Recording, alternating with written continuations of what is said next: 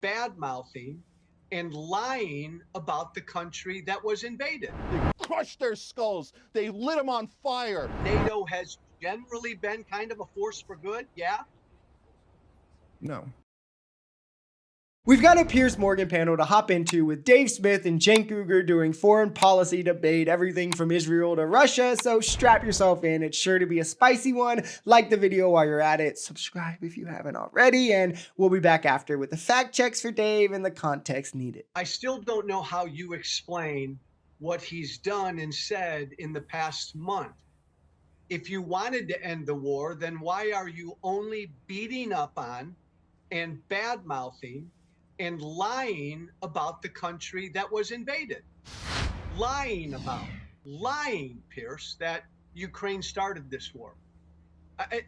I'm coming to you today, Piers. The UN just passed a resolution earlier today on the 3-year anniversary calling on Russia to simply withdraw from sovereign Ukraine. The United States of America voted against that UN resolution. Think about that. The United States joined Russia and North Korea in voting against a simple resolution that says, Russia, get out of sovereign Ukraine.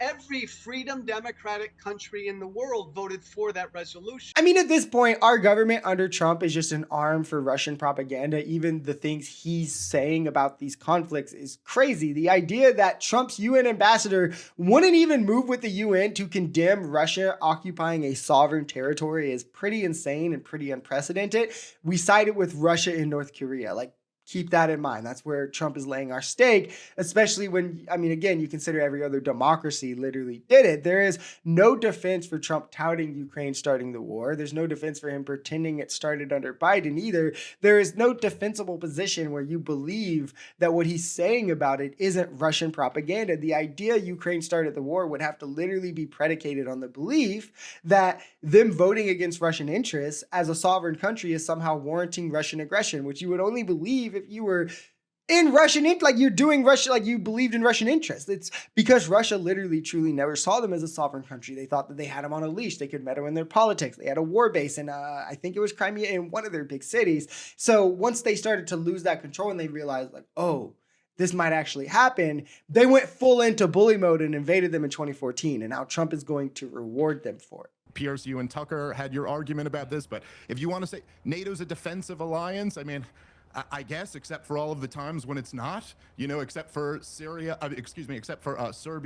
and Libya and Afghanistan. But okay, if you want to claim NATO as a defensive alliance, look, what we should do is not expand it. And I'm sorry, but who cares if other countries desire to join NATO? That's not how we should be making these decisions. Of course, lots of countries would love to join NATO. I'm sure a huge majority of them, because yeah, you get your defense subsidized and you get protection from the most powerful government in the history of the world, the United States of America. But that's not the question. The point is, why would we want to expand NATO right up to Vladimir Putin's borders? And look, the truth is that expanded.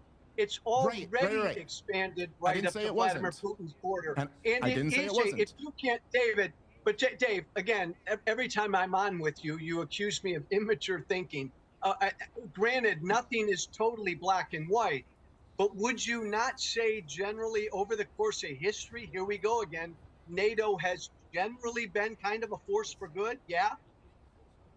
No. This is also just totally straight up Kremlin propaganda. The idea that you couldn't just say NATO has been generally a force of good is insane. I am like the most anti-imperialist person ever, and I would even say that NATO has generally been used for more good than bad. Obviously, any large-scale military anything will be prone to unjust acts, to some imperialism, whatever, but it's about the totality, and I'm pretty NATO-pilled because of the totality. And even with like the examples he gave, like I'm not going to pretend to be a professional historian on every single conflict in every single country, but like I know a little bit about a little bit. And like in Serbia, NATO, I'm pretty sure intervened to stop gross human rights violations like ethnic cleansings that were going on, massacres of civilians, torture. Similarly, in Libya, the other one he named, there were like civilian torture, massacres, human shields are being used. A lot of what he condemns in Gaza, because there's no connection to NATO there, and he's fine being against Israel. But when it's something NATO does. For some reason, he's against it. Now, if you want to say some of the extents NATO went to and some of the interventions were too far, then like, sure, I could agree, right? But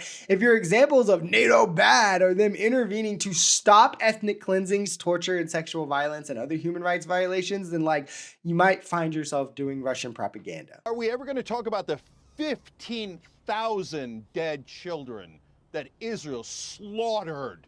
You want to talk about cursed?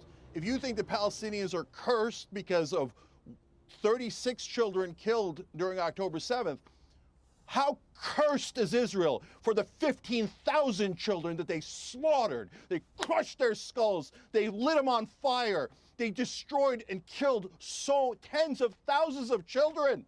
And now you're saying, oh my God, because I see one with my own eyes, that's Israeli. Oh, the Israeli lives are worth, what, 10,000 Palestinian children? 100,000 Palestinian? Is there any number of Palestinian children that you would have any sympathy for?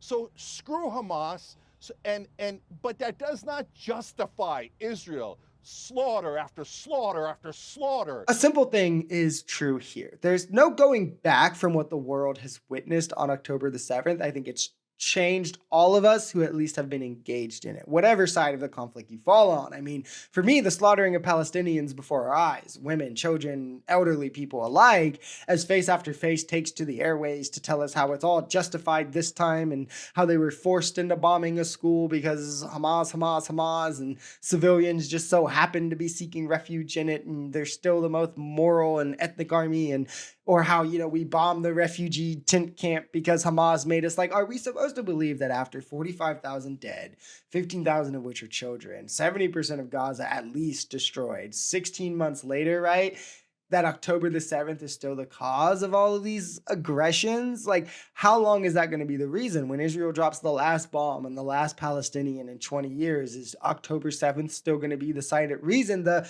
sad reality is that there's no going back from something like this. Not from what I witnessed, and especially not from those who experienced it firsthand, or who had like family suffer from this, right? And not from what I know my government will enable now, and what I watched many around me defend. It's egregious and evil, and it's something that I think really changed the world.